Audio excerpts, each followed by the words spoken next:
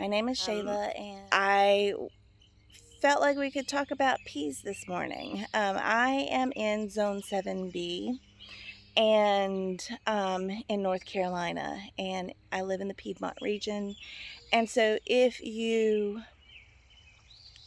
know anything about summer in the South, um, we pretty much go from winter, a week of spring, and then summer. So, we don't really have a very long springtime.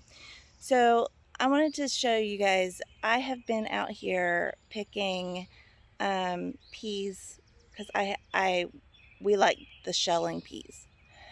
We enjoy putting them in soups, stews, that kind of thing. And so it's just a really good way to get veggies in and adds protein and fiber and that kind of thing to your diet. So um, some people eat them just as a side dish alone. We don't eat that too often. We do occasionally, but it's mostly in just soups, stews, that kind of thing. But I've been out here today. I've been picking peas, and I want to show you guys what my pea area looks like in the garden. I have got one big 200-gallon grow bag that I planted, and I will link that video up there. So we planted peas. If you saw, we planted transplants. So that's what I wanted to talk to you about, because we have such a short growing season. But I want to show you what the area looks like right now. So I have one big 200-gallon grow bag, and then I've got two, I think that they're 20-gallon grow bags, but I'm not completely sure. That one might be 15. I don't know. Anyways, I'll turn you around and I'll show you what it looks like. So there's the 200-gallon grow bag, and there is the two. I think that one is a 15 and that one is a 20. The one, it's really funny. Or maybe they might both be 20. I can't remember. Anyways, doesn't really matter, does it? Okay, so I have been harvesting a little bit along from these peas. And I actually was out there this morning,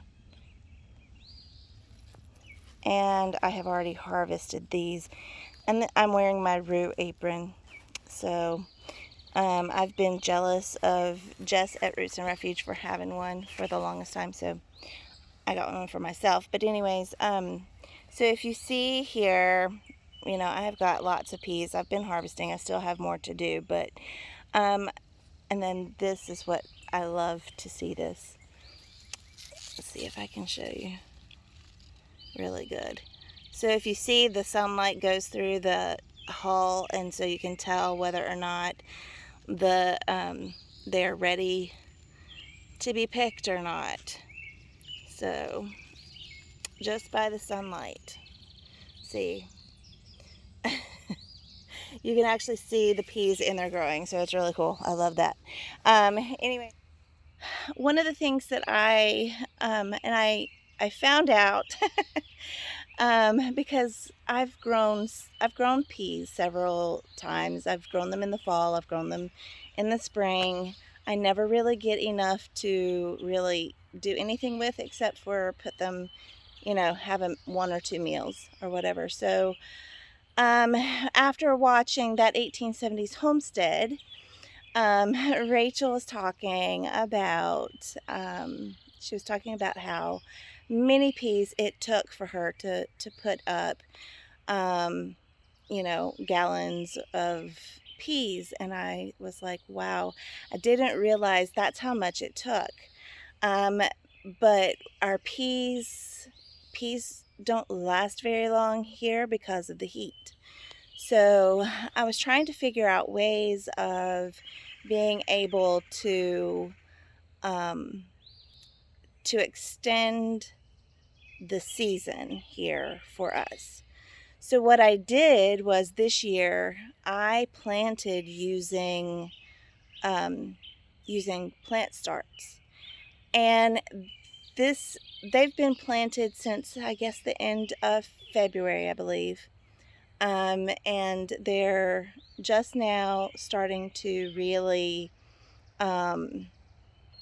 fill out. You know, they've been where you could pick a few here and there, but the majority of them are starting to fill out now. The thing is with that is that so they could still continue to grow and vine and put out more flowers and that kind of thing and grow more. But the problem is that this next week, starting tomorrow, is supposed to start getting up into the 90s here. And we're going to have a stretch of at least 5 days where it's going to be in the 90s. And generally, once it starts getting into the upper 80s and the 90s, generally the peas will start to die off. The pea plants will start to die off because it's just too much for them. They like, you know, below 85. At least that's the way it seems to be here. I've never had any luck with them once it hits 90 or 85. Once it starts hitting 85 on a regular basis, my plants start to die. I planted from transplants, and I really enjoyed planting from transplants because I was able, on the days, we have a very mild winter anyways, and they are frost hardy as long as the plants themselves are frost hardy. They're not freeze hardy, but they're frost hardy. So, so you can actually allow them to get frost or whatever. So we have a mild winter here generally in North Carolina, and so we transplanted them out knowing that we would still have some frost. We still had chances of freezes, and in those cases we would just cover them. So that was the way that we were able to do it. Now, like I said, I'm just getting a really good harvest, and so I don't know, I probably will maybe get a gallon from these. So that means that next year I will have to plant more in order to get more than a gallon.